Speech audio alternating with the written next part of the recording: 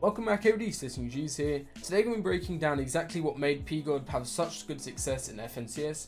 We've been covering a bunch of things that he's doing early game to win his fights, as well as his off-spawn strategy, his mid-game rotations to make sure he's got really good stuff going into end-game, as well as how he gets refreshes, how he makes plays to get towards a win condition, actually close out the game, as well as a whole load of things along the way. Hope you guys enjoy and can learn a lot from this video. PGOD's early game is Holly Hedges. He always lands on the center brick house with 3 chests, and this gives him a really good loot advantage. Having the best drop for this house is probably the best thing you can have in Holly, just because it allows you to outloot other players near you. This is also the exact same route that Reason does in our Reason VOD review, right? It's a really good route. Make sure you got loot advantage on other players near you. Allows you to isolate fights if you're contested by multiple people, and also gives you the option to disengage if you have to. He was uncontested 3 out of 6 games. 2 games he was contested just by a single player, and this game he was contested by 3 players. So we're looking at his off-spawn fighting here. Gets a lot of damage on this guy to begin with. Pops a pepper to rush over. He knows his players shambles just based on the way he's behaving. So he pressures a little bit of AR, forces out some last remaining builds. Nice left-hand wall control. Guys placed under the stairs and able to kill him pretty quick. That's the advantage of that center spot, right? Is he can just isolate whatever fight he wants to take. He can give himself an advantage, either disengage straight away, or he can just come straight into the fights. Because of his experience on Holly Hedges, he's always got really good advantage on other players. This time he gets this white tag on this guy, just using good line of sight behind the bush. He's able to pressure him, just spraying repeatedly. He never really takes any too much dumb angles. Just sprays, pressures a lot. Comes into the house and he goes to kill everyone. Mid-game is where most players struggle, so we're looking at what PGOD does after winning his off-spawn. What he does, he actually rotates in towards an edge position on first zone. Basically comes in on just as first zone is closing, so he's kind of basically just on the ultimate edge. But this kind of works in his favor, right? He's the farthest west player in the entire lobby. There's nobody really going to be on his backside coming this way. So he controls this edge, and then he waits, playing edge zone, to see where the second zone pulls. As soon as it pulls far towards the east, he wraps straight through the middle map. He avoids the congestion at Lazy Lake, this river here, all these mountain angles down this way, and he comes round to the right, goes through the lake, able to swim and get a little bit of fast travel. Then he comes along and you see where he positions himself on this mountain towards like a centered spot on third zone, and he just chills and waits for fourth zone to show.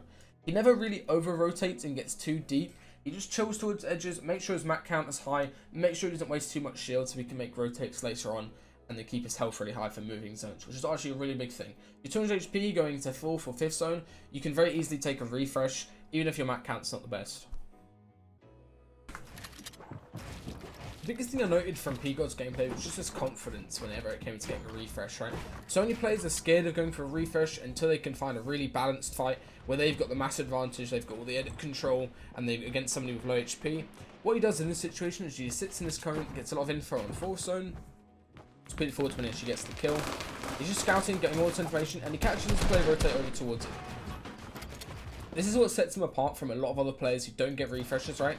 Look, as soon as this guy opens this edit, he's just instantly straight in the box, constantly. He knows the other player can't really react in time. If he hits that charge, it's a guaranteed kill, and he's able to recover.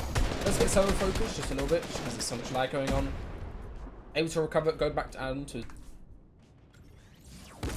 PGOD's on a really high level on 4th zone. This is so useful just to get in the habit of doing, because it allows you to recycle pads, especially even when you've got good loot like he does here and good movement. Saving those for later in the zone so you can double pad first moving or do late crash pad rotates is so useful.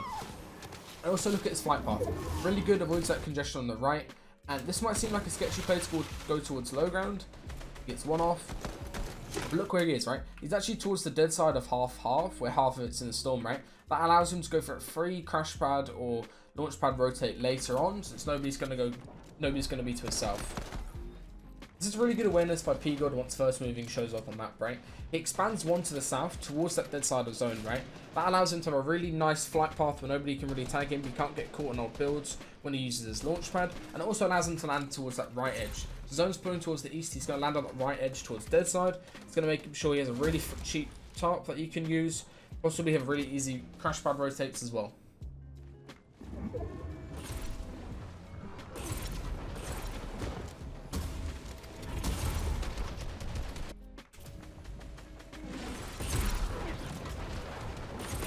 So, as you can see here, it takes this pad, runs a little bit early, could have waited a second there, right? And this is why I don't really like going too early, right? You always want to try to go as late as possible with your pad. He could have maybe built one towards zone as well. So there's so many people in the air with him, so much sketchiness. But he actually does a good job with his landing spot here. He lands towards the left-hand side. So it lags a little bit.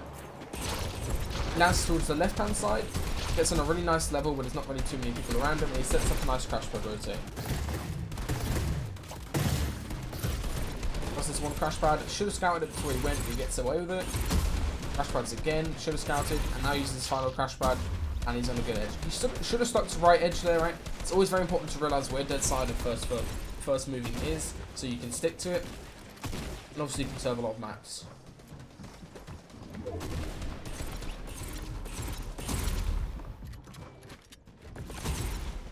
There's a high launch, and this is where he gets very, very dicey. He makes a big mistake with his actual positioning as he lands. He lands in storm. He tries to do a wrap play around behind this guy.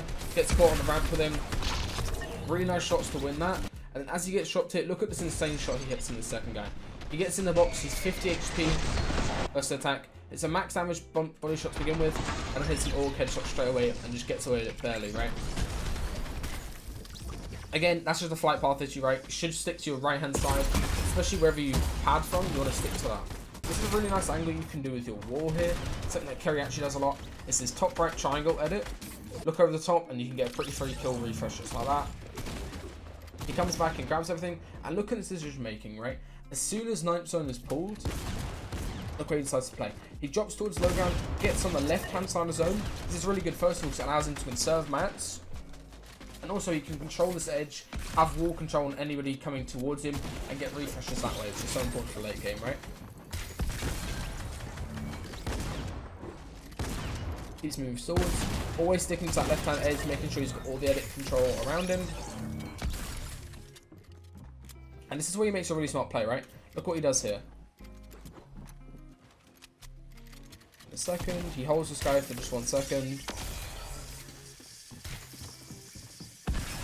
Look what he does, right? He jumps towards the middle of zone, takes that control ahead of Frat, so now he has the wall control, where he's got edits just because he needs that refresh, right? There's a nice edit, comes around the side, gets all the mats off that.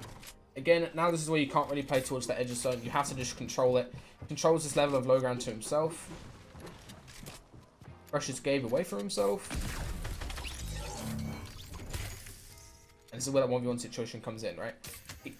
First thing I want to point out is how he doesn't build at all, even though he has builds, right? Just waits for this counter peek, he's just holding his charge out, he's so confident in hitting the shot. Pressures a little bit, look at his immediate reaction. As soon as he pressures, holds for a peek. Pressures, hold for a peek, right? Pressures again, holds for a peek. That's where he gets that free damage off, right? Scented was kind of conditioned to him not holding his charge out because he was spraying a lot. So he gets that free damage now.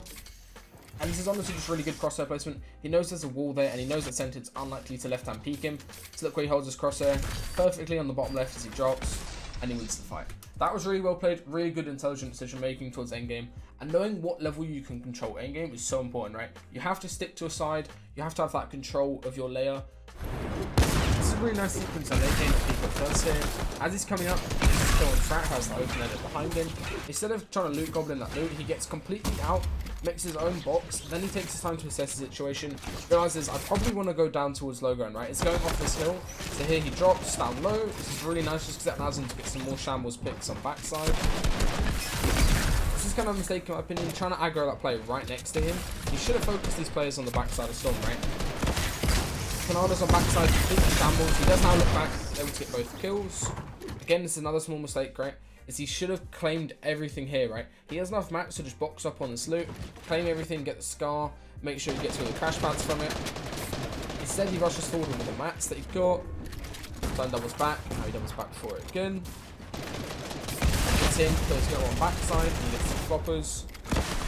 And this is where he slows down this gameplay. He doesn't really rush too much. It's a little bit of engagement against this guy on this level, but instead just disengages backwards. And this is really good, just smart heads up play, right? Is he's trying to chill and realise he has to get towards this winning position. He's got all the placement points out of this game. So he's going to chill and look. And this is where the hype play comes in, right? Goes that crash pad upwards. This honestly would have worked if he scouted height. He didn't scout height beforehand. So now he's kind of scuffed, has to play a flopper back in Storm. Again, does the crash pad, doesn't scout it. This time he gets it for free.